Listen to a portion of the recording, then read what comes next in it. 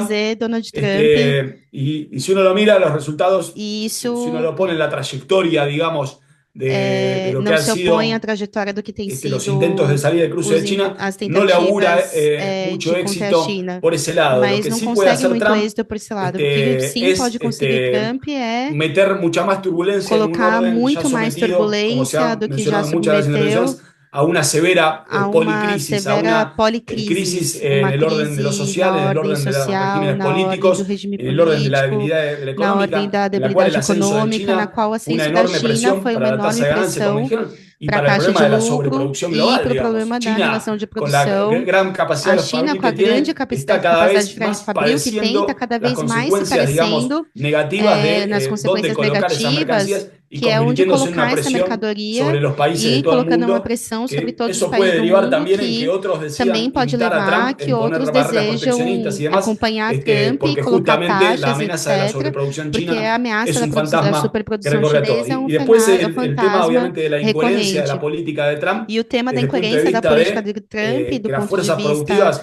das forças pensar que vayan a produtivas, volver fábricas a pensar Estados que Unidos o que Estados Unidos os apropiándose Estados Unidos possam se de la Internet de las apropriar cosas y demás, puede hacer que vuelva a ser da barato internet producir en das Estados Unidos coisas, etc., sin trabajadores, con lo cual esa que idea de ele que possa vuelvan los fazer empleos a isso sem Estados Unidos trabalhadores. tampoco tiene sentido, ni es lo que podría Isso lograr, tampouco não tem pero es sentido e não tem una como conseguir política isso. completamente É fuera uma de política tiempo en un momento donde las completamente fora fuerzas de tempo, productivas num momento onde as forças claramente produtivas están por encima de las claramente barreras nacionales. Que China, como estão taller del mundo, esgotadas na ordem y nacional. su A interdependencia China con Estados Unidos como consumidor del mundo son expresión de eso, conquistou o mundo, una idea de darle e só coherencia isso já al é intento de encerrar a expressão eso dessa en las fronteras incoerência nacionales.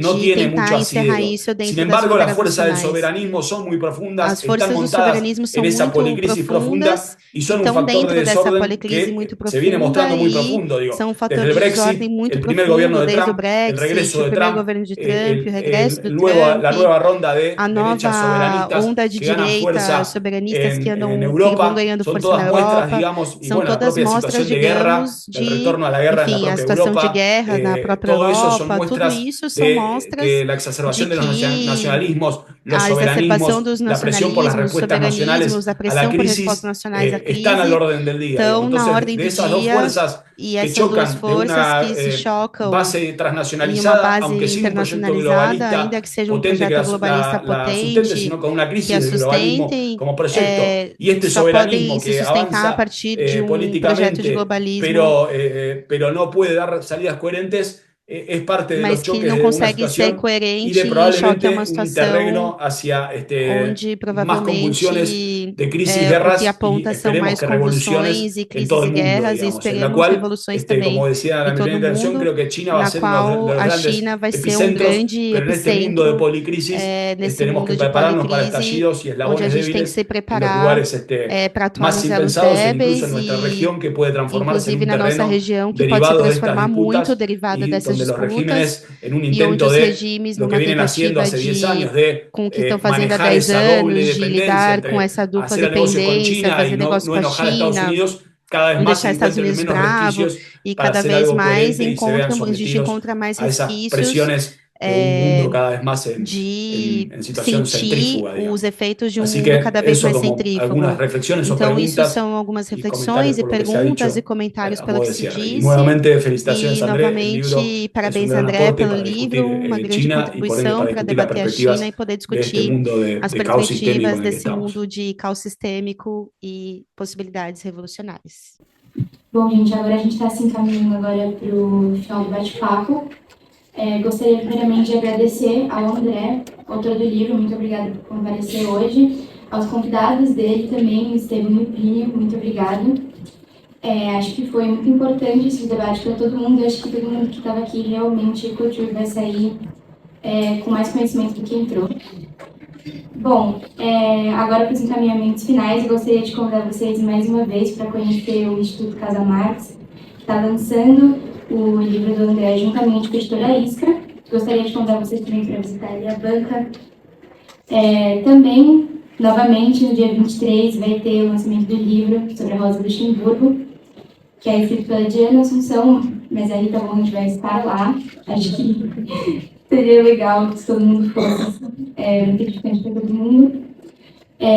Além disso, gostaria também de salientar que a gente está agora arrecadando fundos para para nacionalizar a Casa Mar, colocar mais dela, não só em São Paulo, no caso a nossa unidade agora é na Vila Madalena, bem frente ao metrô.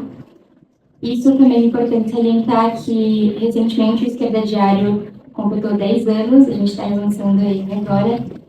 Acho importante falar isso para todo mundo. E, por fim, eu gostaria de trazer à tona também a questão das cotas trans recentemente aprovadas na Unicamp, uma vitória muito, muito grande que eu acho que todos gostaríamos que se estendesse também para a USP. Isso posto, a gente tem uns cartazes a favor da luta que a gente constrói, nós da Faísca e os outros movimentos da USP, sobre as cotas, e a gente gostaria de tirar a foto dos membros da mesa, se possível, com as plaquinhas. É isso, gente. Muito obrigada.